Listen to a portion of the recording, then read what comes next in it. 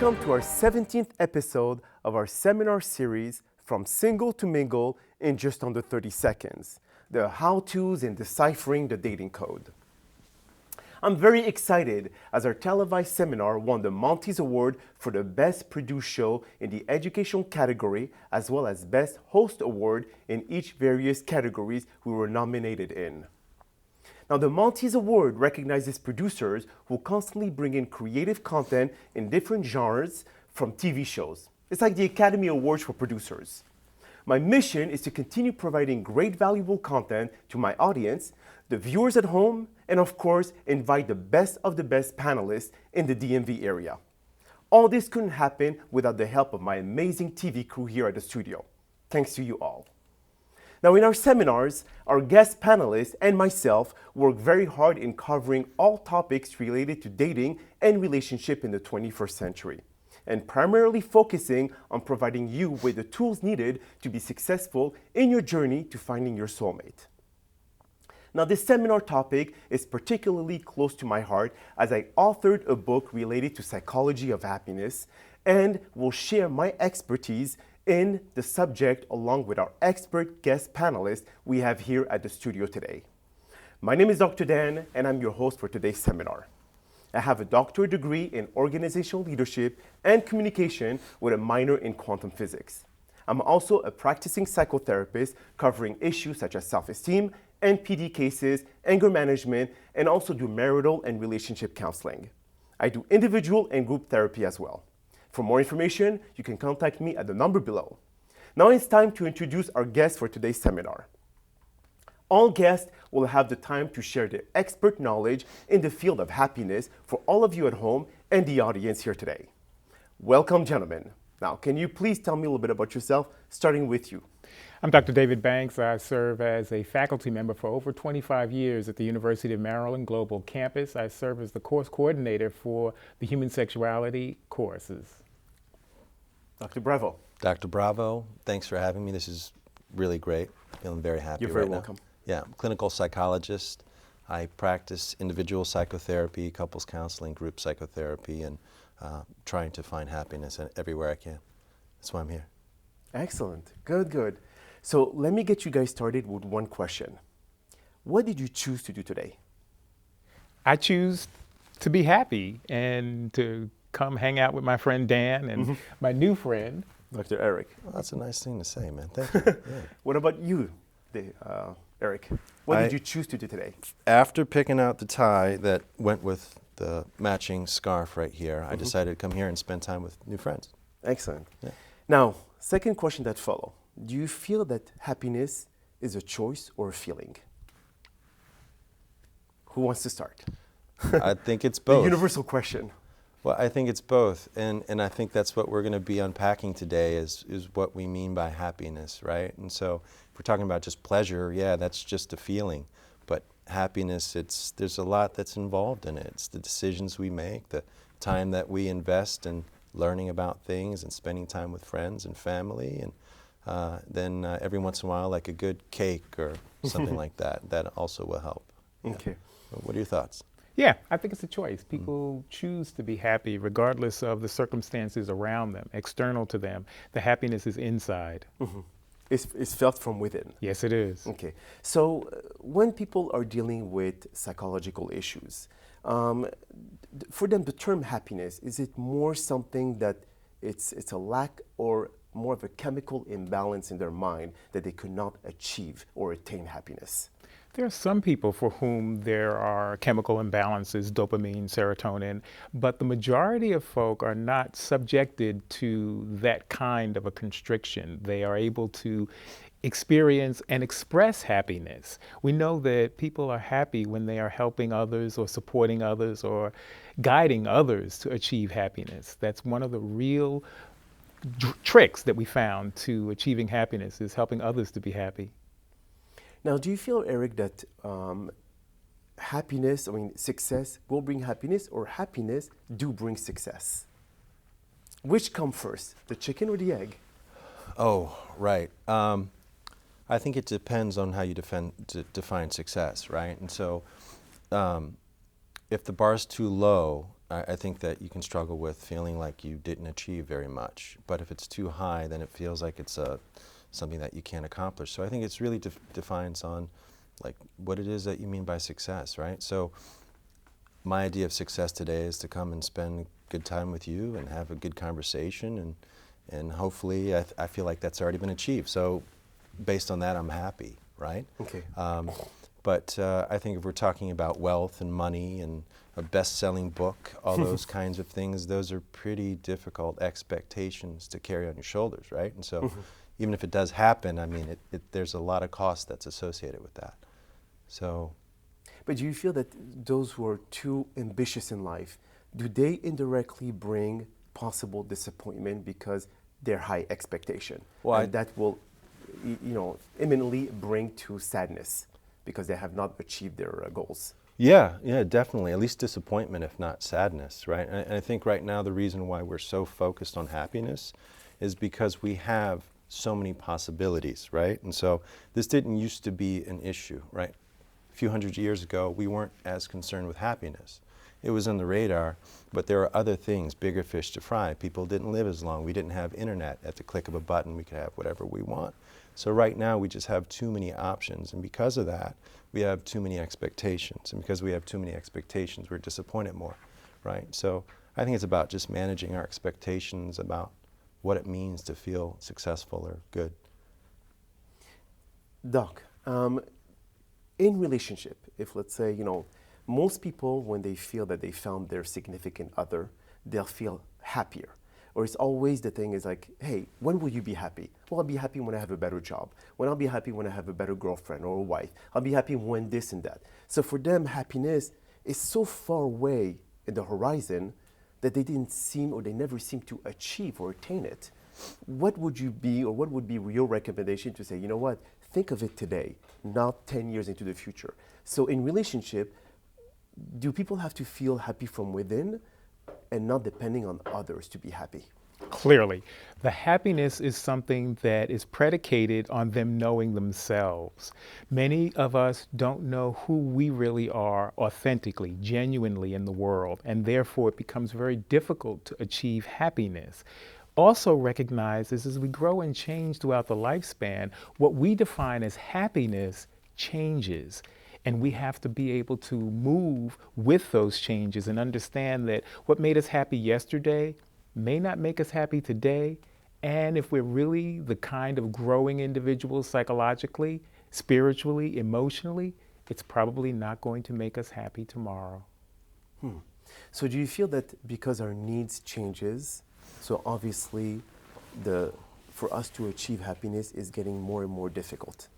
We have to reach out and understand who we are today to be that happy person. You have to be able to separate yourself from what society tells you should make you happy, the car, the best-selling book, etc., and find what's really going to make you happy inside. It may be an ice cream cone, it may be a walk in the park, but taking time to be with yourself and to understand what truly brings you happiness versus what you are told should make you happy is a difficult thing for us today because of the variety of options that are presented to us. And we're told you've got to have X, Y, and Z, you must work this specific job, and these are too many options for us to take advantage of if we don't know who we are, if we're not centered in what our happiness is really about.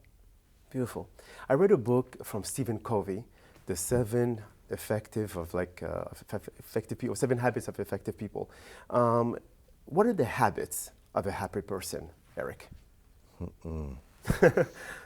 I don't know what all the habits of every happy person are. Right? Well, in general, like something like if you talk for yourself, what would be or what you would recommend to your clients or to your patients when it comes to develop very effective habits so you could actually achieve happiness or attain happiness? Right. No, so I think that's a good question. if we're staying in the frame of, and I know you wanted to work it in positive psychology, right? I think it's about first playing to someone's strengths, right? So what are the areas in life that they excel in? What are the things that they're good at? I mean, some people are more diligent minded, and some people are more, say, interpersonally minded, right? So whatever they tend to be better at, as long as they're integrating as much of that in their life as possible, that's good. That's where we want to start. I think some other habits, though, are focusing on the things that you have instead of things that you don't have, right? And a lot of that comes with practices of gratitude, right? Being grateful not only for the things that you have, but being mindful about the things that other people are doing around you and the ways that other people are affecting you, and making sure that they know that you know that, right? That's another one. So I think particularly now we're in very bad habit of focusing on the things that we don't have, the things that we want.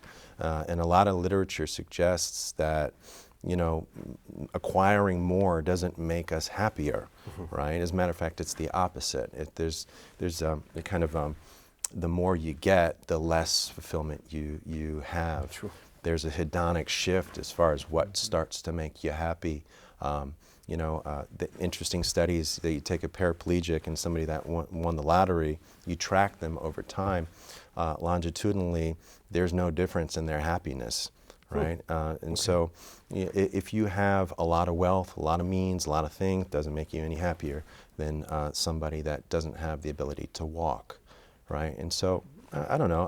I'm interested to know your take on it. Sure. Scientifically, we know Martin Seligman and others in the positive psychology field that Eric talked about have diagrammed for us a model of happiness. It's called the PERMA model, P-E-R-M-A. Essentially, positive emotions. If you're able to feel joy, like the three of us are feeling up here, engaging in a I'm getting conversation. there. Yeah, You're we're getting there. Yeah, Okay, we're working We'll it. get you there, Eric. Yeah, Hang we're on. building. Let's build Follow it. Dan. Yeah. He's a good man for bringing out positive emotions. The second component of the engagement. Positive emotions is the first part. Engagement is the second part, where you're doing things that you can't pull yourself away from. Being on stage, talking about positive psychology, tiddling with your car, baking a cake. There are a variety of activities that when you're engaged in, time just seems to fly by. Flow state. That's Yeah. it. Yeah. That's it. R, Relationships. forming appropriate relationships, people that you trust, that trust you. Foundation for those kinds of positive relationships. Meaning, M, having good meaning in your life, feeling as if you're making significant contributions, you're helping people, you're doing things that make your life worthwhile. Okay? And finally, accomplishment and achievement. Finally, having a sense that what you've done in the world is making a difference and you can move on. You've made some accomplishments, you've achieved some things, you've set some goals, and you've worked out and you've achieved those goals. Is it a coincidence that achievement is positioned at the last? I mean, does achievement it's not supposed to be in the beginning where people feel accomplished, as you mentioned, and that will make them feel happy? Is that a specific order? There's no specific order to the PERMA model, but all components are weighed equally, and Okay, it's I important see. to Okay, evaluate them in that. Beautiful. Okay. Zig Ziglar said that helping others will make you happy and will make you achieve success, as you mentioned about helping. Is that, but now with everyone's mentality of like instant gratification, it's all about me, me, me, me. Isn't that suddenly gone from people's mind? That may be gone from the more immature minds, but wisdom, years of living, teaches us that indeed the altruistic behaviors and reaching out, assisting others is what brings true happiness. That's a fact. Okay. Yeah, and that's been shown, study It's after been study, demonstrated. this is the single predicting factor of someone's enduring sense of happiness, or we're saying happiness, but contentment and just general satisfaction with life. You know, I was, when was it? When they came out with the iPhone 11, okay? I was down in Bethesda, and there was a huge lineup of people just waiting for the iPhone at 6:45 a.m. And you go, and I asked one of my friends who just came out with it, he said, he was so excited. I said, is your iPhone broke? I said, no, not really. Why do you need another one? And he was not able to answer. He said, well, there's more features. Are you using them all? Not really. What is that instant gratification that bring that sense of happiness that lasts maybe for just 5 days at best, and then they go back into finding that there's Right. something missing in their lives Right. they cannot achieve. There are two ways that I look at that. I specialize in addictions, right? And so it's undeniable that we are addicted to our phones and various electronics, right? And so there is that sense of, I need more of a fix, right? This next thing is going to give me more of that, right? And of course we know that's not true. The new iPhone 11 isn't going to bring you any more positive feeling than the last one you had. But it's the novelty effect, right? You know, it's just, I need my fix, and there it is. And you get this sudden rush, no different than like a cocaine high or very pleasant, pleasant sexual experience. I wasn't trying to make eye contact with you when I said that, but so there's that piece of it, the addiction side of it. But then there's another side of it which might relate to what you were giving voice to, which is the people that are in line waiting for the new iPhone. There's a community, right? And it's a perceived community, right? And so it's almost like, are you part of the club of the people that are going to go get this new fancy thing, right? And so, you know, in your mind you think, yeah, I want to be part of that group of people, right? And so you do that, and you get the phone, and you have a momentary minute of high or whatever, and then you're like, oh, this sucks. Let me go get the next new one. one, yeah, and wait in line and be with all my people, and you know, get excited again. And I think that's what that's all about. So do you feel that this happiness is no longer a journey, but more of a destination? But then it's like a slingshot effect, which means that you reach a destination of happiness, and then it pulls you back to having to reach another level of happiness. So this is kind of like a yo-yo effect. It never really ends. How do people really feel that I'm happy? I don't need any more crap in my life. I'm happy the way I am. Is there like any psychological exercise that anyone should do to be able to say enough is enough with all this materialistic stuff that I'm bringing to my life that just bring me a sense of euphoria for just a very temporary moment, for me to go back and being depressed? It's like when you're in a high, you're going to the withdrawal effect. The withdrawal effect is that lack of temporary happiness that you could not achieve, but yet you always kind of like reach for. What do you do? Is there something that you could recommend to people to say, you know what, I'm fed up with all those advertising. I'm fed up of all those who want to shove product into my mouth for me to be able to feel happy for that moment. What can we do to say enough is enough and be happy the way we are? Yeah, so there are lots of strategies depending on the individual. For example, for some of the folk that I've seen, a gratitude journal works exceptionally well. Taking inventory and stock of both material possessions as well as the relationships that you have and writing about them. Getting that out, looking at that gives some people a sense of enough has been enough. Other people need to walk away from it, sometimes for a day, sometimes for a year, sometimes for several years. Go to a mountaintop, be by themselves, and just learn who they are without all the stuff. The stuff tends to cover up our wounds. The areas of pain and insufficiency that we feel, we use the suits, the stuff, to cover that up. And sometimes people need to move away and be stripped of that so they can get down to their real core of who they are and learn to appreciate themselves. Many times, not all the time, people are using stuff to make themselves feel better because they don't feel good about who they are at their core. And they have to learn to feel good about themselves without the stuff in order to not need the stuff. In an addiction sense, huh, Eric? Yeah, absolutely. That's very well put. It resonated with me when you said the idea of a suit, putting the suit on, right? So if somebody's feeling good about themselves and then they put on a nice suit, they feel even better, right? So I think there is a line there, right? And what I learned recently, very interesting, LeBron James spends $1.5 million a year, not on fancy things, not on fast cars. I'm sure he has all those things, but he spends that money on himself regarding nutritionists, regarding coaches, regarding life coaches and therapists, good exercises for himself, $1.5 million. Now, that's not something that the laity can do, but in LeBron James' world, that's commensurate with a good amount of money to give back to himself, right? So it's nice to have fancy things and nice suits, but a lot of the times when we talk about spending, it's about, there's nothing wrong with spending, it's how am I spending my money, right? So am I using in a commensurate amount the same that LeBron would give back to himself? Am I giving that back to me? Am I doing things that make me feel good with my money, that give back to my family, give back to my friends? So I think that's kind of the other side of it. Is there are good ways of spending instead of just getting that cheap high, that cheap thrill. I see. You were mentioning something, Dr. Banks, about the wearing a suit and just to be able to feel like happy about who you are for that moment. Isn't the same metaphor of wearing a mask?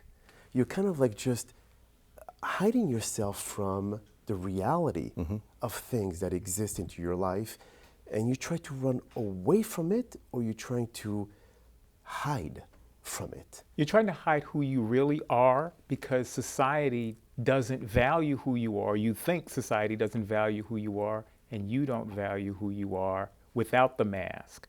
Okay. And you get rewarded for presenting yourself wearing the mask. Society gives you kudos, gives you praises, may give you a better job, may give you a better partner for having this mask on and acting in a way that is not in accord with who you really are. So do they just, I know that some people say fake it till you make it. Do they really fake themselves in realizing that maybe they're not good enough for society? They're not accepted for who they are, but then achieving happiness for them will never be a possibility. It's a mask on a pain. It's a Band-Aid on a gushing wound. Okay. Their pain is being who they really are and not feeling accepted for who they are. So we have the masks, but the masks send a message to everyone around them that they are okay and they are good, because that's what the society message is to them, that you're okay. Okay. As long as you wear the suit. Yes, or the mask. Or the mask. In addiction, Eric, what would be your best advice when it comes to allowing them to figure out who they are as a person without really like having the need to use drugs or opioid or pain addiction, whatever it is, to be able to feel better about themselves and to kind of like holistically find a solution to their problems? What would be your best recommendation by using positive psychology?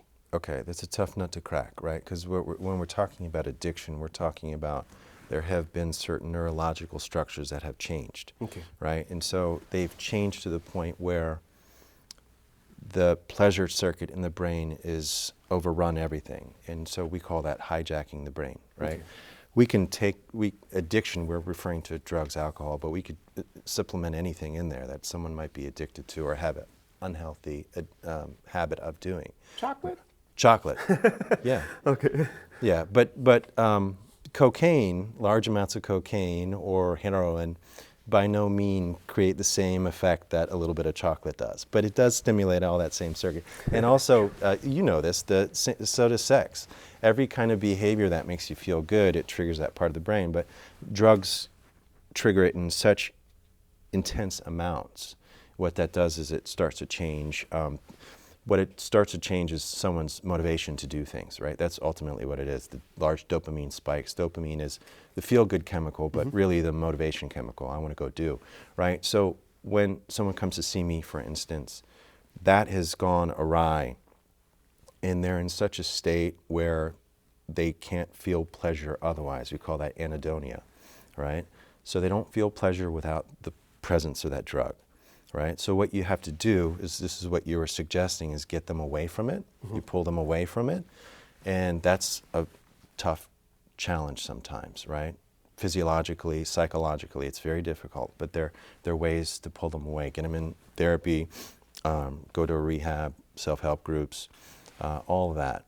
Once they have sufficient time away, their brain starts to restabilize, and this is with any addiction.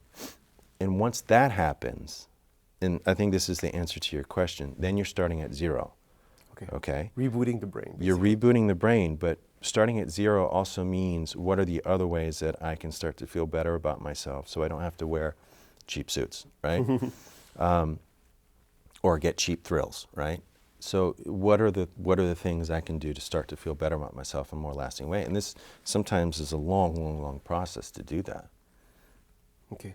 And so holistically, steps that you help them take. You weed them off the medication slowly but surely until they feel less dependent on it. So, is there any, like, beside group setting or beside therapy, beside getting to know themselves a little bit better, is there anything else that you could really make them feel happier about themselves, like they've accomplished? See, oh, you've done this, you've done that, great, congratulations. You write it in a book, like journaling. Is there any other step? Because this program was like highly requested from a lot of my members to say about, how am I happy? How can I get, or how can I achieve happiness or attain happiness? And it's a very hard question to answer because every case is very different from one to the other. We don't know their history. We don't know what they've been dealing with. We don't know what's going on in their family. We don't know if they're miserable at work or whatever it is. So when you meet with them, is there like any formula that you can suggest? And I know, like I said, it's impossible. Every case is different, Eric. But something more general. To simplify it, right? So Yeah. once we get somebody away from the thing that's the addiction, right? The idea is to make it very easy to start to feel good about themselves, right? And so you start small. You start them recognizing the accomplishments that they've done, even coming to the office, or even acknowledging that there's an issue to begin with. That's an accomplishment, and you want to reinforce all that, right? But an interesting thing is, and you might be able to relate to this, and you might be able to relate to this, that people tend to be nicer to other people than themselves, right? So we treat other people nicer than we do with ourselves. We're generally very hard on ourselves, right? So if we can somehow visualize ourself, like our future self, like the sober version of ourself, as like another person that's identifiable to the me now, right? And you can relate to it and you can connect to it, and then you can start treating that version of yourself a little bit better, right? So that first future version of yourself, not the one that's having a miserable time because they can't get high or get loaded. That first future version of yourself that you relate to now, that you see right now, that's doing some of the same healthy things now. How would you treat that person, and how do you feel about that person, right? I think that you can connect to that a little bit more, right? So I guess treat yourself the same way that you would treat other people, with that same kind of kindness. I think that's maybe along the lines of what you're asking. Beautiful. Anyone in the audience would like to step and ask any question related to happiness? And if you have any, good, yes. Good afternoon. I would like to ask both of the panelists, in relation to relationships, how would you work with your clients if their ideas of happiness is different and they both need to move forward in the journey?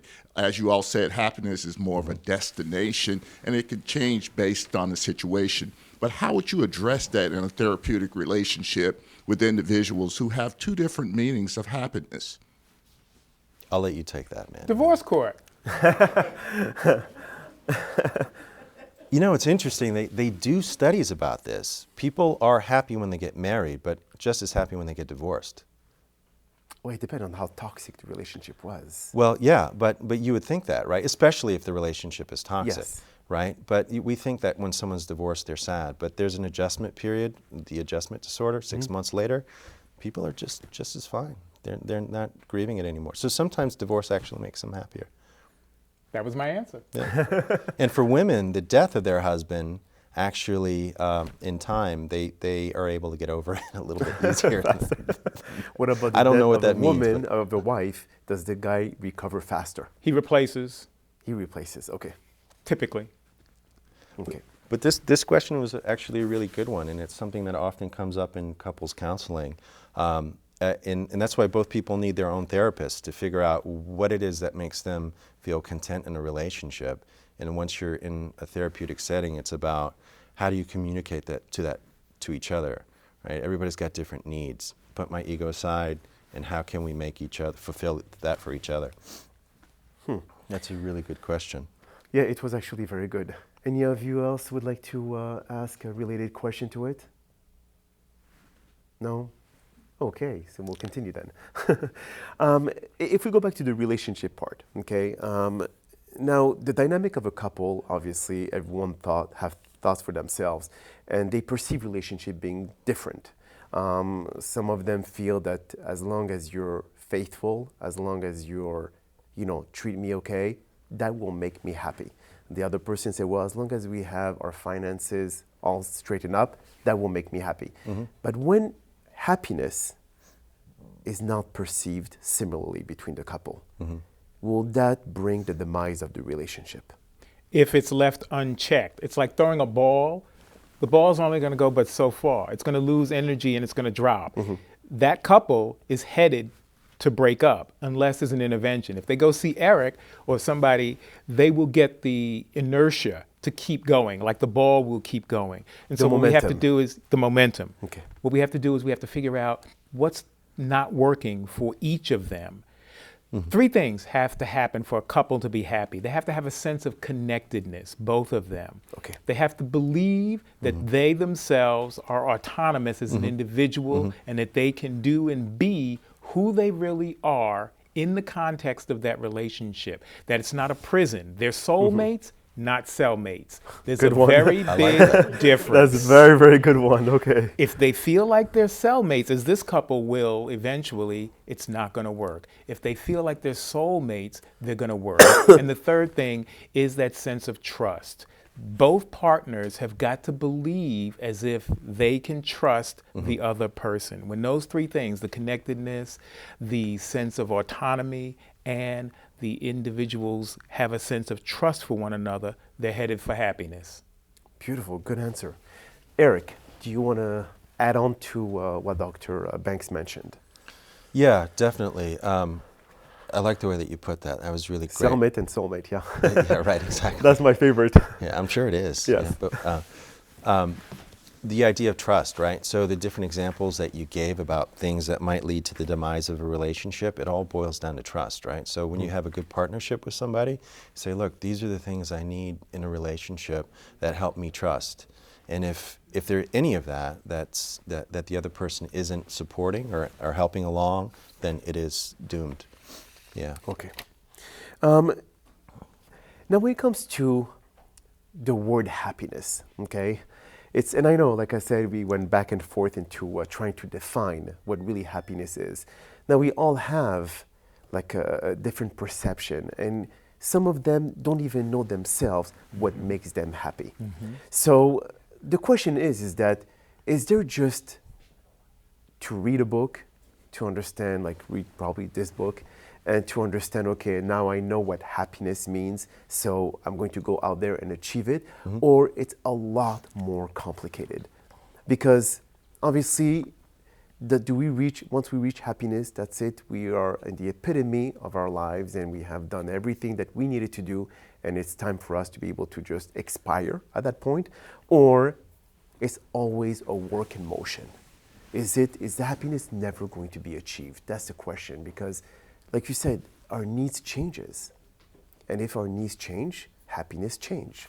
So is there any end to it? When you die and are put under the ground, cremated, or have you, That's the end. that's the end. Okay. But the ability of us as humans to learn about ourselves and how we can help ourselves to achieve happiness and how we can help others around us to achieve happiness is what our lives should be about. Experimenting with different things, trying different things, connecting with people, and learning what helps to them to achieve the kinds of happiness that they'd like to achieve. That's what your life should be about. That's the M in the PERMA model, meaning. Where's the meaning in your life? How is this world going to be a different place as a result of your living here?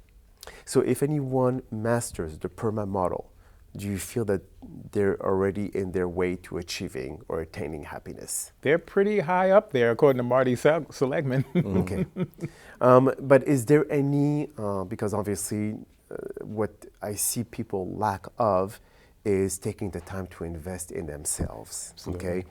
They always focus too much about what the other person is doing, Yeah. never about what I'm doing. And that's a particularly dangerous trap for women in our society. I think we, in a very misogynist and sexist way, set our society up to make women more interested in the happiness of men and others around them, their children, Correct, their yes. spouses, their mothers, their fathers. And it's a dangerous trap that our culture is set up, and we have to fight against it. We have to empower women, particularly young women, to realize that they need to fill their cup first. And when I'm a heart nurse, one of the things that we tell folk is the heart takes the most oxygenated blood. The best blood goes to the 3 coronary arteries before it goes anywhere else in the body. Okay? True. When you get on that plane, Eric, what do you do with that mask before you help your spouse? You have to put it your kids? yourself. You have to put it on yourself. Because you're no good if you don't, actually faint. You don't look good if you actually faint. It's important. And that from the biblical perspective, we talk about a cup running over, but what's in the cup is yours. You need what's in the cup for yourself in order to let it flow over for other people. So if we go with the cup principle, if people see the cup as being half empty versus half full, does that already make us know that this person is either sad or happy? Not necessarily. I think that some people are just a little bit more pragmatic than others. Whether the cup's running over or there's just a little bit left, I mean, it just depends on how you look at it. If there's a little bit left, it could be the best sip, right? You just want Yes. to enjoy the rest Especially of it. if you're in the desert. Right. Yeah, I think it just all depends on how you look at it. Yeah. So overall, when we talk about the psychology or the positive psychology of happiness, do you feel that if someone takes the time to be able to learn and watch shows like as this one, and Especially this one. especially this one, This is changing my life. yes, it is changing mine. Every single second that I talk to you, both of you, it's just like, well, now I understand what happiness is. Yeah.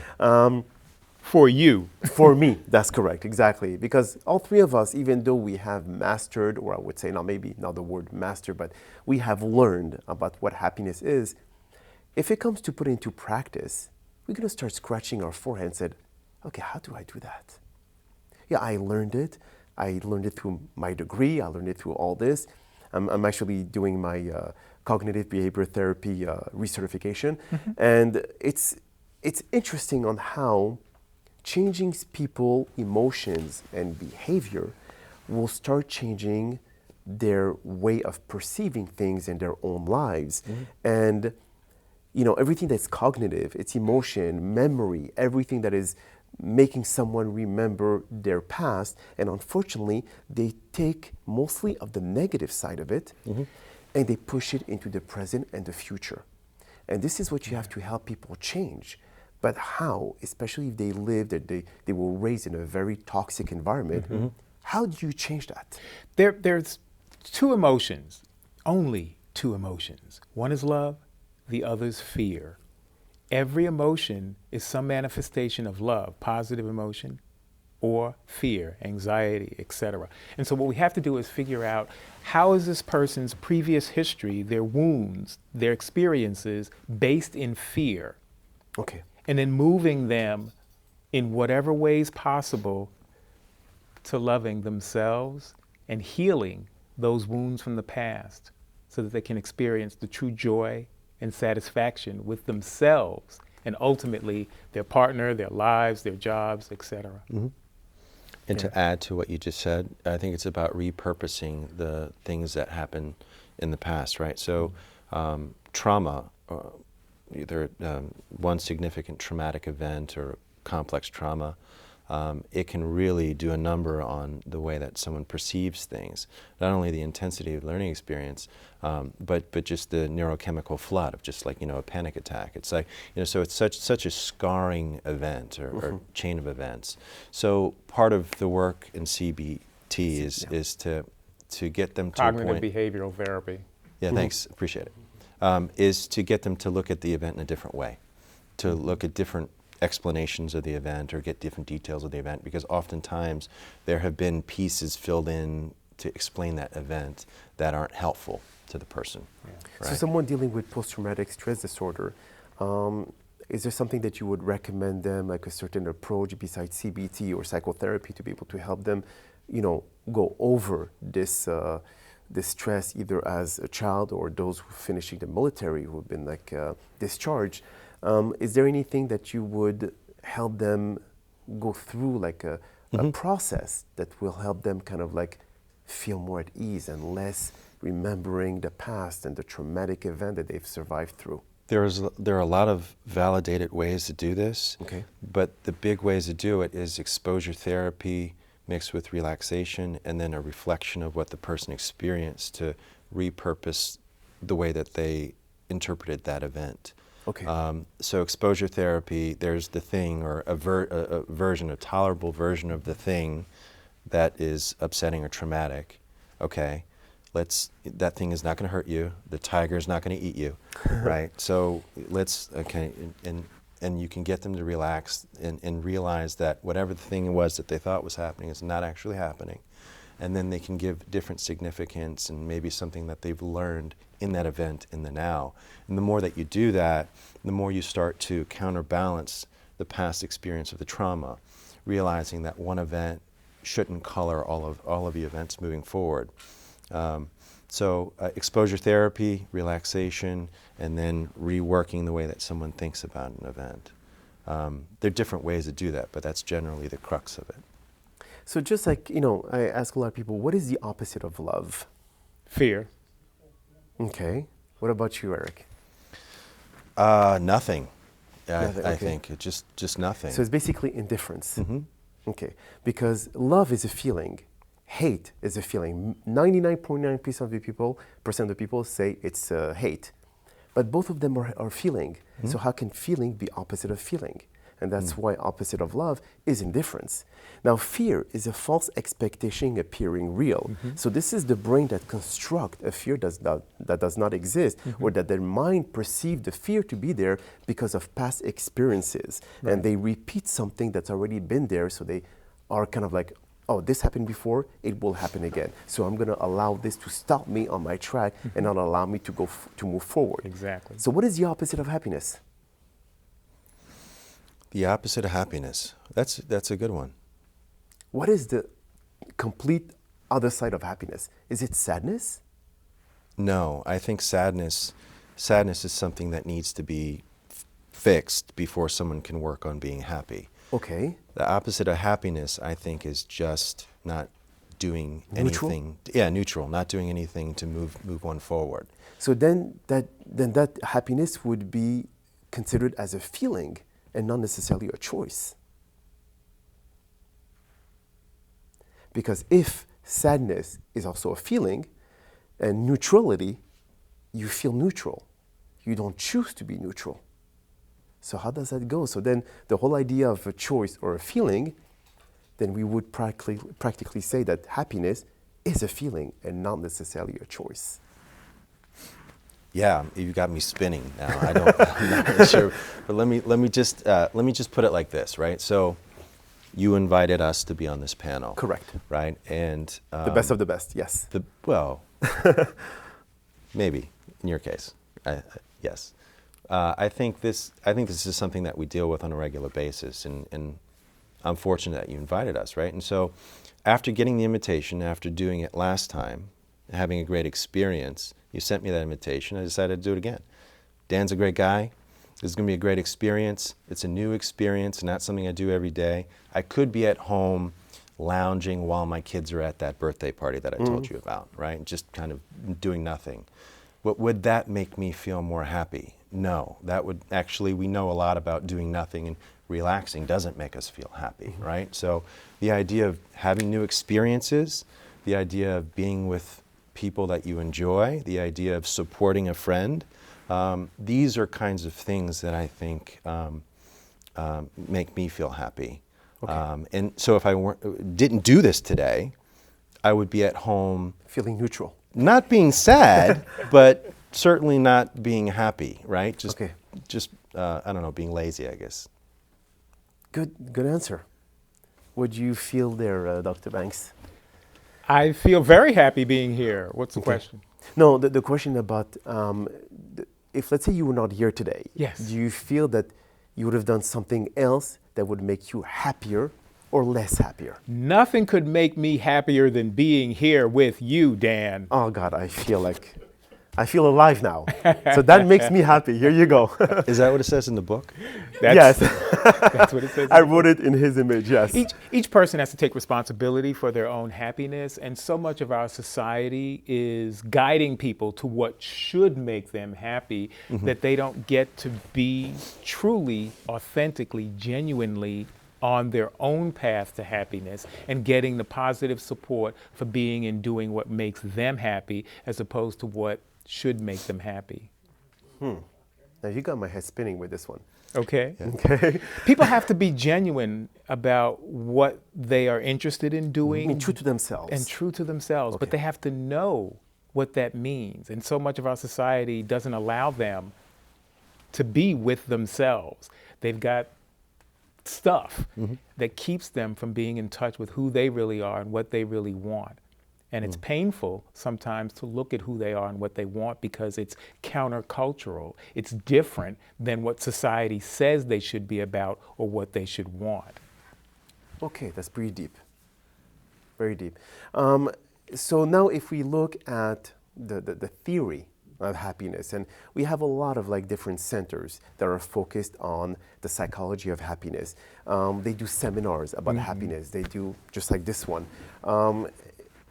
It's really, because I went to a couple of them, and everyone obviously have their perception of what being happy is. Obviously, we've discussed about that.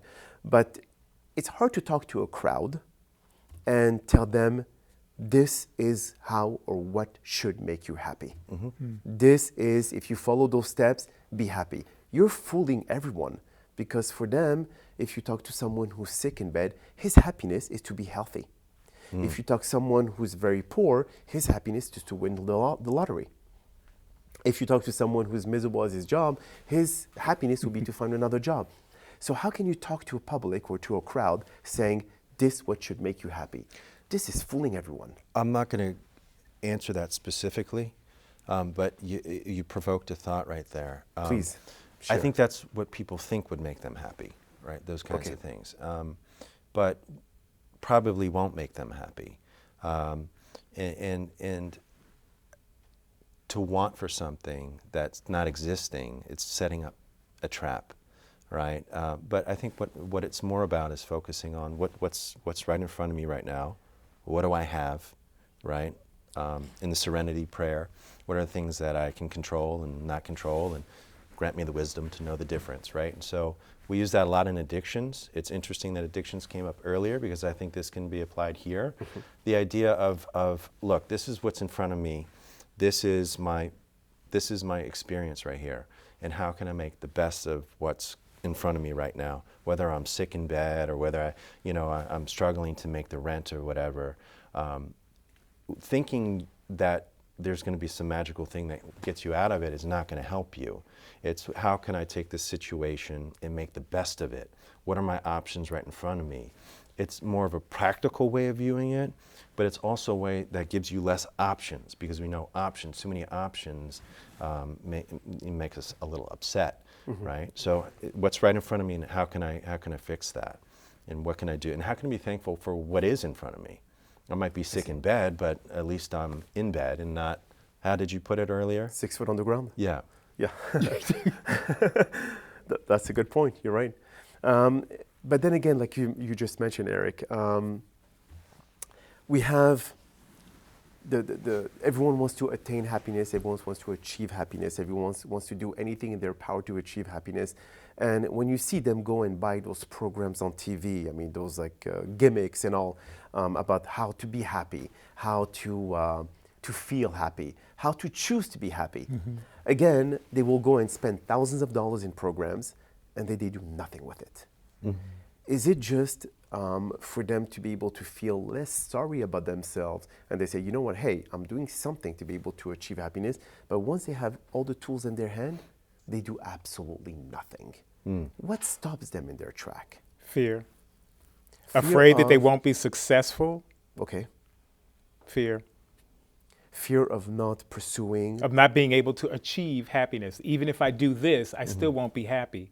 So it's fear of being successful. the fear of being successful. But everyone wants to be successful. So what is Fear that they won't make it. I won't be good enough. I'm not good enough. even though they take the step to be able to, they buy the tools, whatever it is, but they still. I won't finish it. It's too tough for me. I can't do this. I couldn't do it before. I can't do it now. Interesting. I got fired from that job. This is just going to happen to me. My partner left me. I'm not good enough. Yeah.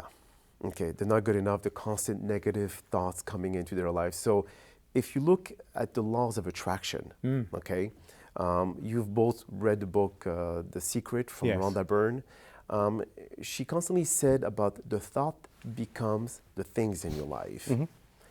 But she doesn't really put emphasis on two very important elements in between the thoughts and the things, which is belief and action. Okay? Because of course, if you have the wealth of Zuckerberg or Branson or Bezos, financial issue will never ever cross your mind. Okay? So it's easy to say, oh, I'm thinking positive, and of course, things are gonna come out positive. But people who are going through hell in their lives, how can you train their mind to think positive? And if they do think positive, they don't believe it. They believe they're not good enough. And because they believe they're not good enough, they don't take the action. So the whole element or the whole process between the thought that become the things into your life are no longer effective, are no longer a possibility. So how do you break that path, or how do you break this? The Secret is it's a good book to get people interested, right? The idea that if I think about this hard enough, these things will happen. That's certainly enough for me to want to buy a book, right? Okay. So there's something juicy about that. But there are deeper levels to that. And Carl Jung talked about this before this book came out. The idea that if I envision something specifically enough, down to the most minute detail, if I can create a map in my mind, maybe even draw it out, write it down, but not a rough map, a specific, clear, detailed map. It's not that it's just going to pop up in front of me like a magic trick, but what happens is you start to reorient the unconscious, and so you start to pull yourself in that direction, right? Because we're constantly making decisions. Few of them we're aware of why we're making the decisions. Most of them are beyond our awareness. So if you create this very compelling thing that you want or you think you want, you're going to be oriented to make more decisions in that direction, right? And people might interpret that as just magic happening, but really you're pulling yourself in that direction. Beautiful, beautiful. Wow. Couldn't believe that 1 hour passed by already. Well, folks, that's all the time we have for today. I would like to thank my guest for attending today's seminar. Their contact information will be provided on the lower third of your TV screen, as well as the credit at the end of the show. Now, this is the first seminar for the year 2020, and I'm very excited to have started it with the topic of happiness. Now, more seminars are to be coming into the next few months. Stay tuned for more valuable uploaded content on our YouTube channel listed below. Now, here are a few concluding words of wisdom from Ralph Harston. Happiness is a choice, not a result. Nothing will make you happy until you choose to be happy. No person will make you happy unless you decide to be happy. Your happiness will not come to you. It can only come from you. My name is Dr. Dan Amzalag, and may you find happiness, health, wealth, love, and serenity in every single day of your life. Signing out, everyone. Peace.